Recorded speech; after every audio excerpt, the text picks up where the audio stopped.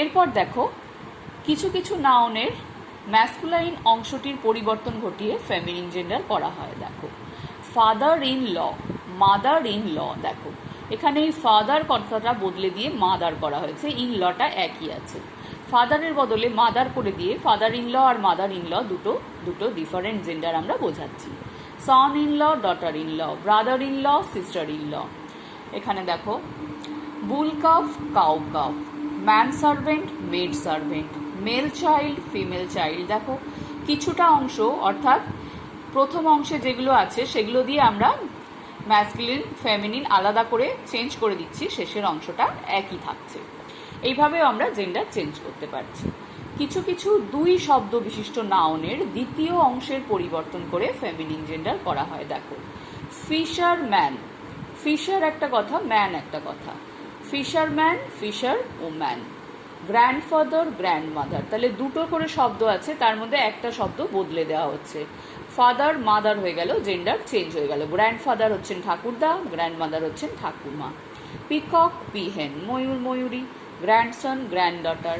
প্রত্যেক ক্ষেত্রেই দেখো একটা করে শব্দ চেঞ্জ হয়ে যাচ্ছে। Landlord, landlady, headmaster, headmistress. তাহলে এইভাবে বিভিন্ন রকম নিয়মে বা পরিবর্তনের বিভিন্ন রকম নিয়মে আমরা জেন্ডার একটা থেকে একটায় পরিবর্তন করছি। তোমাদের এগুলো মনে রাখতে হবে, কোনটার ম্যাসকুলিন জেন্ডার থেকে ফেমিনিন জেন্ডার কি হয়। এগুলো নির্দিষ্ট নিয়ম মেনে তোমরা ওইভাবে করতে পারবে না, এগুলো তোমাদেরকে মনে রাখতে হবে যে ম্যাসকুলিন জেন্ডার এটা হলে ফেমিনিন জেন্ডার এটা হয়। কমন জেন্ডার দেখো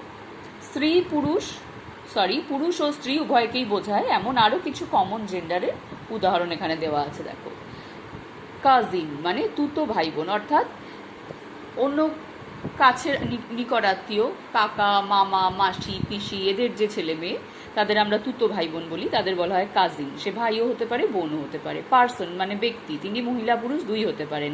মেম্বার মানে সদস্য, তিনিও মেল ফিমেল দুই হতে পারেন। চাইল্ড মানে শিশু, আগেই বলেছি। ফ্রেন্ড মানে বন্ধু, এগুলো আগেই বলেছি।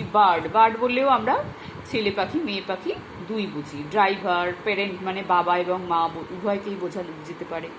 তো এই শব্দগুলো দিয়ে আমরা স্ত্রী বা পুরুষ যে কোনো জাতিকেই বুঝি, সেই কারণে এগুলোকে আমরা কমন জেন্ডার বলি।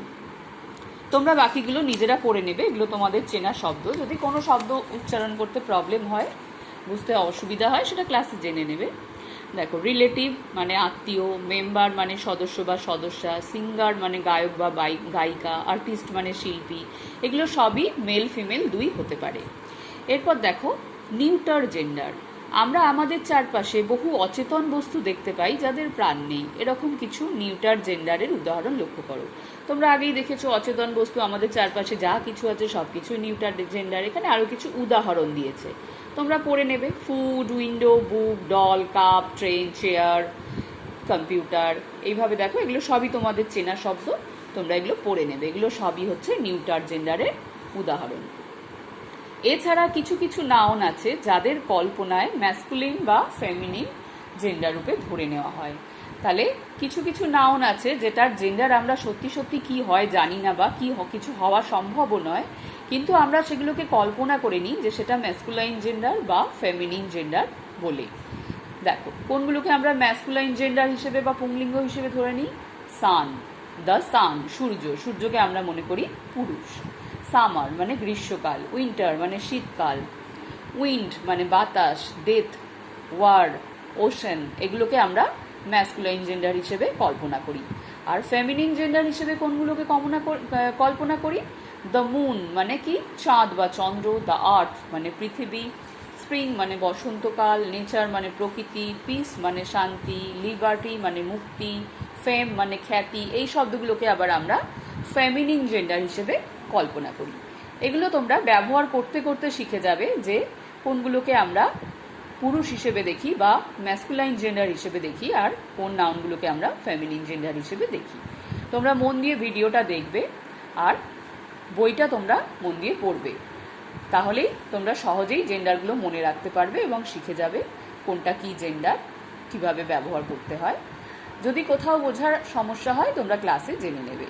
সবাই ভালো থাকবে, বাই।